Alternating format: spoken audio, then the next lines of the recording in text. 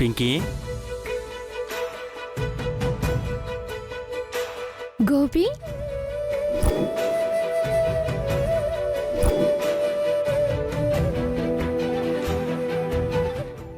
ఏంటి Gopi sudden surprise? ఎలా ఉన్నావు? నేను బాగున్నాను. నువ్వెలా ఉన్నావు? బాగున్నాను గోపి. ఇదిగో నీకు స్పెషల్ గిఫ్ట్. ఏంటిది? Gold chain Pinky. Thank you. నమస్కారం సార్, నన్ను ఆశీర్వదించండి సార్. ఏమని ఆశీర్వదించాలి?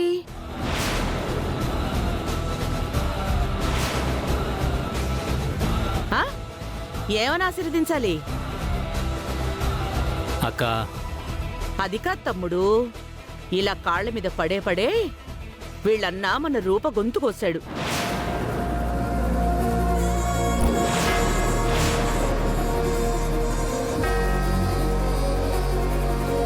మా అన్నయ్య వదిన గొంతు కోయడం ఏంటి?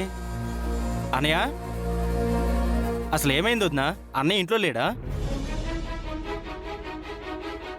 ఇంట్లోనే కాదు, అసలు కలిసే లేరు. వీళ్ళేం మాట్లాడుతున్నారు వదినా? రేయ్, నువ్వు మా రూపని వదిన వదిన అని పిలవకు. మీ అన్నయ్య మా రూపని వద్దనుకుని వెళ్ళిపోయాడు. మళ్ళీ ఏ మొహం పెట్టుకుని వచ్చావురా? మీ అన్నయ్య చేసిన పాపానికి మా రూప రోజు చస్తూ బ్రతుకుతోంది. ఇంకా చంపకండి.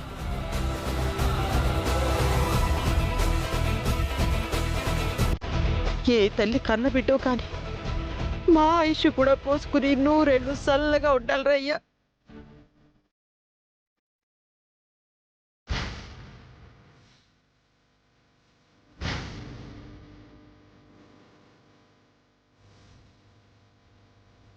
ఒరే రాజు, మన పట్టిని కాపాడిన తల్లి ఎవరో కానీ మన ఇంటికి తీసుకురావాల్సింది. బిడ్డను ఒకసారి చూద్దు అమ్మా. వాడి మొహం నేను చూడలేను. నాకు ఇష్టం లేదు. ఈ బిడ్డ వాళ్ళ రక్తం కాదని, ఎవడో రక్తం అని దూరంగా తీసుకెళ్లి చంపి పాతేమని చెప్పారు సార్. ఒకప్పుడు బంటిని చంపేయమని చెప్పిన అమ్మాయి గారే ఇప్పుడు బంటిని కాపాడారు. ఇప్పుడు కాపాడినందుకు సంతోషం, అప్పుడు చంపాలి అన్నందుకు కోపం. ఎలా తీసుకురాగలనమ్మా? ఇప్పుడు తీసుకురాకపోతే ఏటే ముచ్చాలా? మన బంటి పూర్తిగా కోలుకున్న తర్వాత మన బంటినే తీసుకొస్తాడు. ఏరా అయ్యా? అవునానమ్మా, నేనే తీసుకొస్తాను. బంటి పద, రెస్ట్ తీసుకుందు గాని. నేను తీసుకెళ్తాను రాజు. రా బంటి.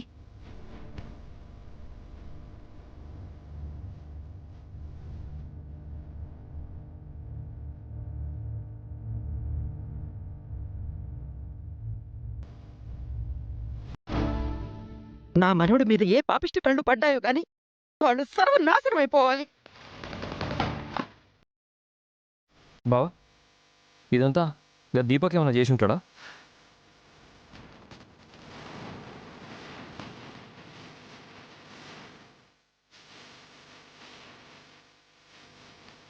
దీపక్ ఏం అవసరం ఉంటుంది? అన్నయ్య చేతిలో దెబ్బతిన్నా ఆ జీవన్ గాని గౌతమ్ గాని చేసుంటారేమో.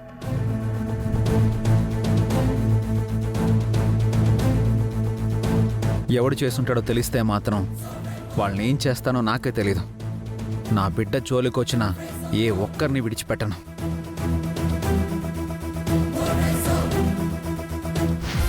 మీ పాపిష్టి కళ్ళు ఈ ఇంటి మీద పడకూడదు అనుకున్నాం, కానీ నీ కళ్ళు పడ్డాయి. అసలు మీరేం మాట్లాడుతున్నారో నాకు అర్థం కావట్లేదు. మా అన్నయ్య వదిన్ని వదిలేయడం ఏంటో అస్సలు అర్థం కావట్లేదు. ఇదంతా కలో నిజమా కూడా అర్థం కావట్లేదు.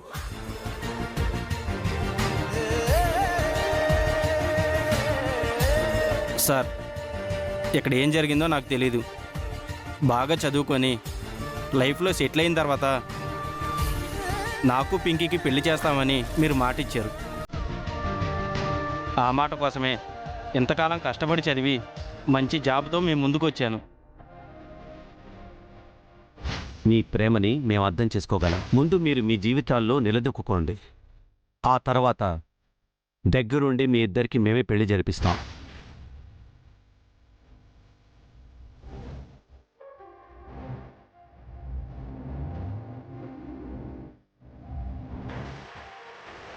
ఎన్నో కలలకంటూ ఎంతో ఆశతో వచ్చాను సార్.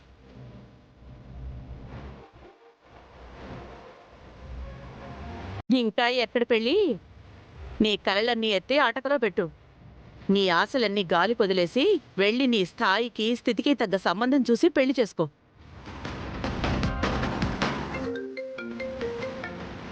పింకీ కాల్ చేస్తుందేంటి? ఏమై ఉంటుంది?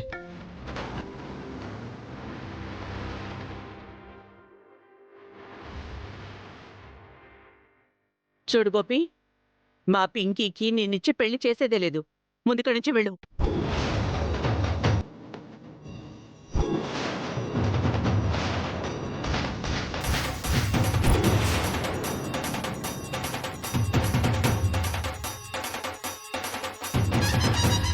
అంత మాట అనకండి విజయాంబిక గారు. మా అన్నయ్య వదిలిన మధ్య ఏం జరిగిందో నాకు తెలీదు. మీరు మాత్రం నన్ను పింకీని దూరం చేయకండి. రేయ్, అసలు నిన్ను ఇంట్లో అడుగు పెట్టనివ్వడమే తప్పు. మళ్ళీ మా పింకీనిచ్చి పెళ్లి చేయాలా? పోరా బయటికి.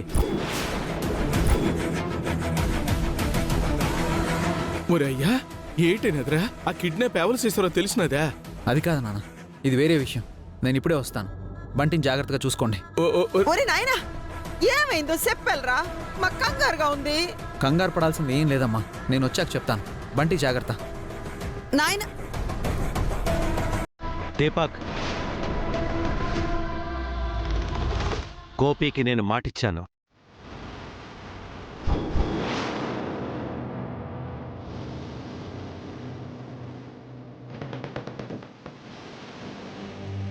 పింకీ గోపి ప్రేమించుకున్నారు. ఆ జీవన్ వల్ల పింకీ ఎన్ని ప్రాబ్లమ్స్ ఫేస్ చేసిందో మనందరం చూసాం.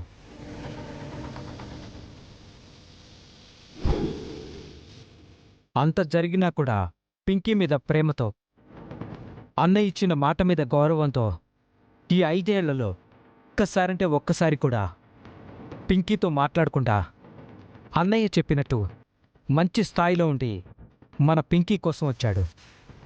ఇంతకంటే మంచివాణ్ణి పింకీకి తీసుకురాగలమా అక్క? ఒక్కసారి ఆలోచించు.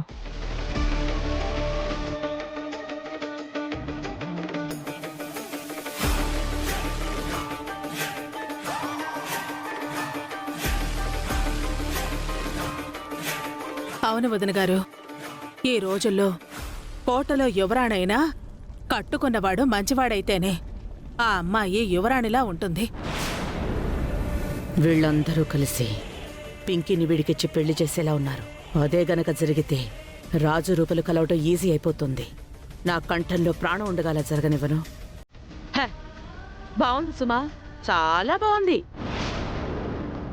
ఈ ఇంటి యువరాణి మన రూప బతుకు ఏమైందో మీరందరూ చూశారు. ఎన్ని అవమానాలు, ఎన్ని అవరోధాలు. అయినా మన రూప అన్నీ ఎదుర్కొని ఆ రాజు కోసం నిలబడింది. వాడు మాత్రం ఆ బస్తి బుద్ధే చూపించాడు. ఎవరో చేసిన తప్పుకి మనందరి ముందు రూపని కొట్టాడు.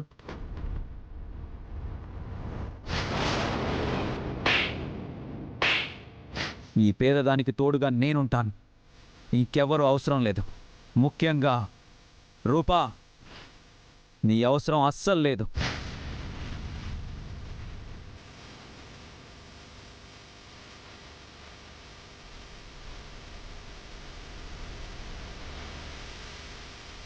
అన్నయ్య వదిన్ని కొట్టడం ఏంటి? అంతటితో వదిలేకుండా రూప చేయని తప్పుకి రూపని వదిలేసి ఎంత పెద్ద శిక్ష వేశాడో మర్చిపోయారా? అలాంటి కొంపకి ఇప్పుడు మన పింకీని పంపించి దాని గొంతు కూడా కోద్దాం అంటే చెప్పండి, మీరన్నట్టే చేద్దాం.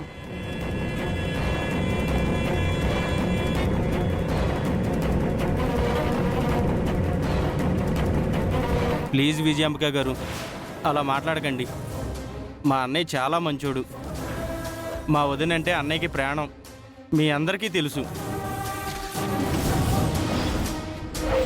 మంచోడనేది కేవలం ముసుగు. ఆ మంచోడన్న ముసుగుతోనే మా అందరినీ నమ్మించాడు. మా రూప జీవితాన్ని గంగలో ముంచాడు. తమ్ముడు, మీరందరూ అనుకుంటున్నట్టు వీడికి మన పింకీని ఇచ్చామే అనుకోండి, ఆ బస్తీ వాళ్ళు ఏం ఆలోచిస్తారో ఒక్కసారి ఆలోచించండి. మన రూపని వాళ్లతో కలుపుకోవడానికి ఇలా ప్లాన్ చేశాము అని వాళ్ళు అనుకుంటారు.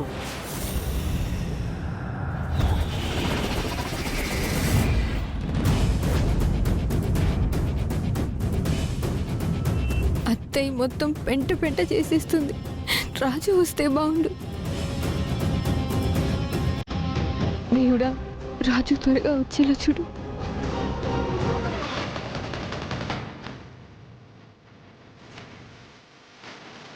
సార్, మీరేమనుకోకపోతే నాదొక మాట. మా అన్నయ్య తప్పు చేశాడు అంటున్నారు కదా, అందుకే అన్నయ్య వదిన కలిసే వరకు మా పెళ్లి చేయొద్దు.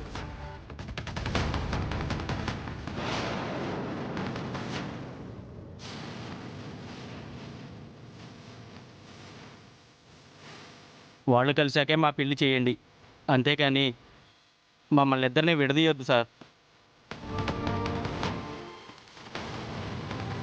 మీ అన్నయ్య లాంటి దుర్మార్గుడితో మా రూప మళ్ళీ కలవడం ఏంట్రా? వాడు చేసిన మోసం చాలు. ఇంకా వాడి చేతిలో మోసపోవడానికి మా రూప రెడీగా లేదు. మా పింకీని కూడా నీకిచ్చి పెళ్లి చేసి మళ్ళీ మోసపోవడానికి సిద్ధంగా లేవు.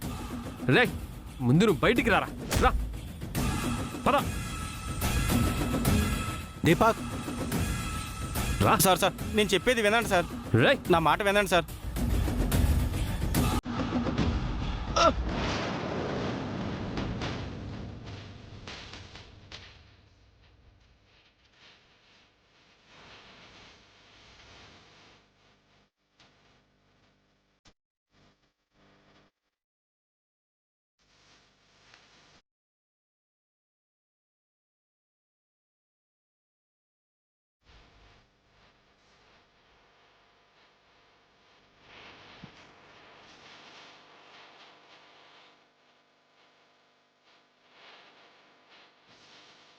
అన్నయ్య, ఏంట్రా నువ్వు చేసిన పని?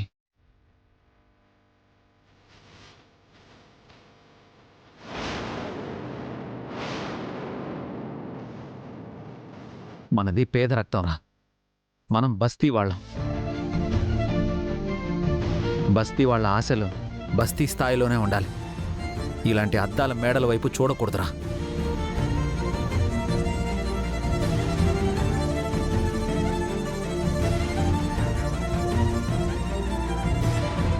మనలాంటి వాళ్ళు ఇలాంటి అద్దాల మేడల్ని తుడవడానికి, అద్దాల మేడలో ఉన్న వాళ్ళని కంటికి రెప్పలా కాపాడుకోవడానికి మాత్రమే పనికొస్తాం.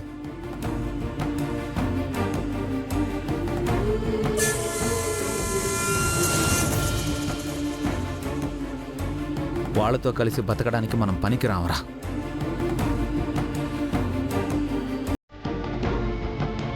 పద వెళ్దాం. రాజు,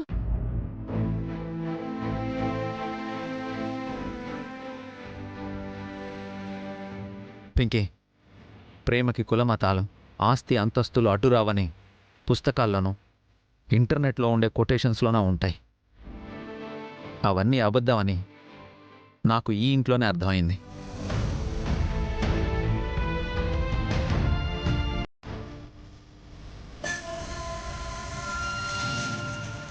అంటే ఏంటి రాజు నీ ఉద్దేశం?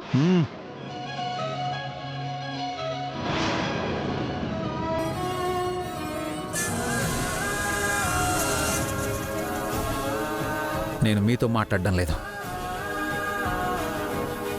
పింకీ, నీకు గోపికి పెళ్లి చేస్తానని ఈ పెద్దాయన మాటిచ్చారు. ఆయన మాట తప్పరని నేను నమ్ముతున్నాను. మా తమ్ముడి మాట నువ్వు మా రూప మీద చెయ్యి చేసుకున్నప్పుడే పోయింది. నాకు తెలుసు. ఏ కారణం దొరుకుతుందా, వీళ్ళని వెలివేద్దామా అని ఎదురు చూస్తూ ఉంటారు మీరు.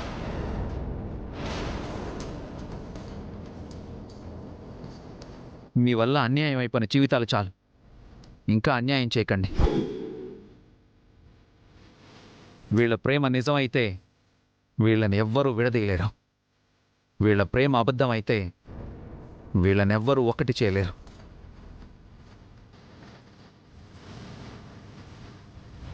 వీళ్ళ ప్రేమ నిజమైన వీళ్ళనెవ్వరూ ఒక్కటి చేయలేరు. చిన్న సమస్య వస్తేనే వదిలేసి పారిపోయినాడు వీడు. ఇలాంటోడిని నమ్మి పింకీ ఎలా వస్తుంది అనుకున్నావు? ఆ మాట చెప్పడానికి నువ్వెవరు? పింకీకి మేనబావని. మేనబావ అయితే పెళ్లిలో మేనబావ చేయాల్సిన తంతులకి ప్రిపేర్ అయి ఉండు. .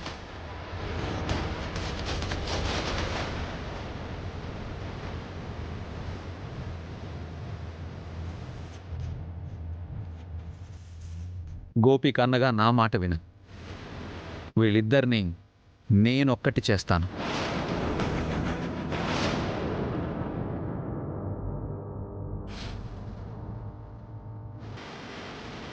పింకీ, నువ్వు ధైర్యంగా ఉండు. పెద్దయ్య గారు ఇచ్చిన మాటల్ని చాలా వరకు నేనే నిజం చేసేవాడిని. ఇప్పుడు కూడా ఆయన మాటని నేనే నిజం చేస్తాను.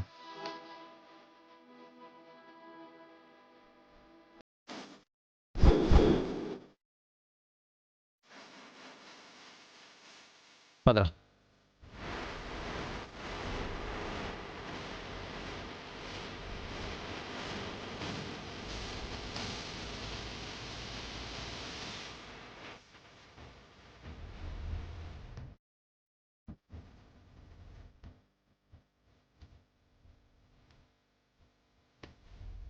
ఏంటి తమ్ముడు ఇది? వాడిష్టం వచ్చినట్టు మాట్లాడాడు, నువ్వలా చూస్తూ ఉండిపోయావు. హ, వాడు మనింటికొచ్చి నీ ముందే ఎలా మాట్లాడి వెళ్ళాడో చూడు తమ్ముడు.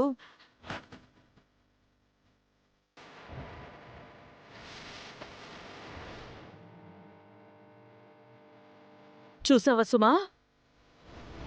కన్న తల్లిదండ్రులైన మీరుండగా మీ ముందే వాళ్ళ పెళ్లి చేస్తానని ఎలా మాట్లాడి వెళ్తున్నాడో చూసారా?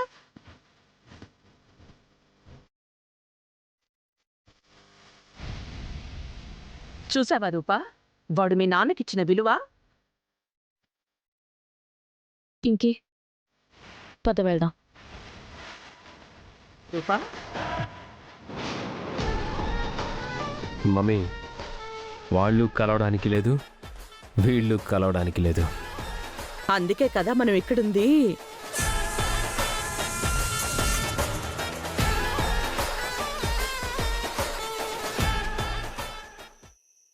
పొద్దుననగా వెళ్ళాడు, చీకటి పడుతున్నది, ఇంకా రాలేదు. ఏటై ఉంటది? తాతయ్య, హ? నాన్న ఎక్కడికి వెళ్ళారు తాతయ్య? ఏదో పని మీద బయటికి వెళ్ళాడు రయ్యా, వచ్చేస్తాడు. ఇప్పుడు నీకు ఎలాగున్నది రయ్యా?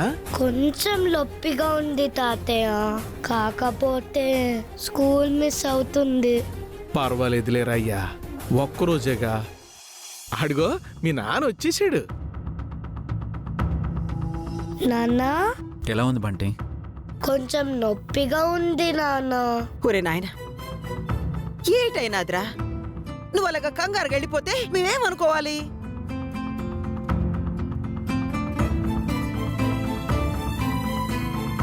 బంటి, నేను రెస్ట్ తీసుకోమని చెప్పాను కదా, వెళ్ళి రెస్ట్ తీసుకో. నేను తీసుకెళ్తాను రాజు, రా బంటి. రోహిణి, మేము కొంచెం పర్సనల్గా మాట్లాడుకోవాలి.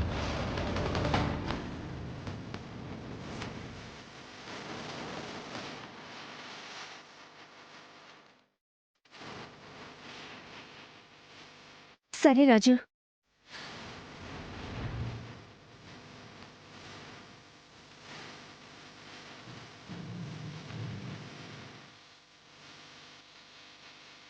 అక్కడే నిలబడ్డావేంట్రా? లోపలికి రా.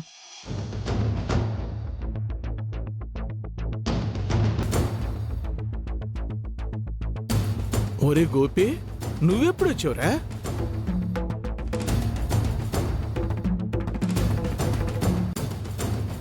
అయినా చెప్పా పెట్టకుండా వచ్చేవిటి?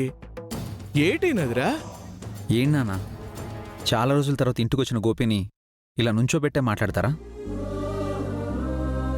అయ్యో, మేమేదో ధ్యాసలో ఉండి మాట్లాడుతున్నాం. రా రా రా రా గోపి, కూసు. ఏటైనదిరా అంత దిగాలుగున్నావు?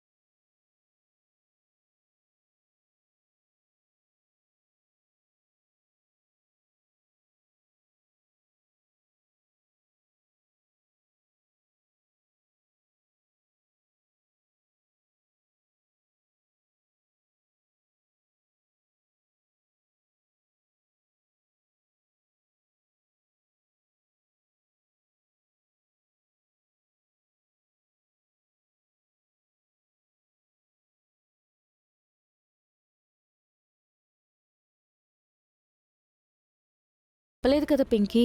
పెదనాన్న చెప్పలేదు, కానీ అత్తయ్య చెప్తుంటే సైలెంట్గా ఉన్నారు కదక్క. దాని అర్థం ఏంటక్క? నాన్న సైలెంట్గా ఉన్నారంటే పెళ్లి జరిపించరు అని ఎందుకు అనుకోవాలి? పెళ్లి ఎలా జరిపించాలని కూడా ఆలోచిస్తూ ఉండొచ్చు కదా.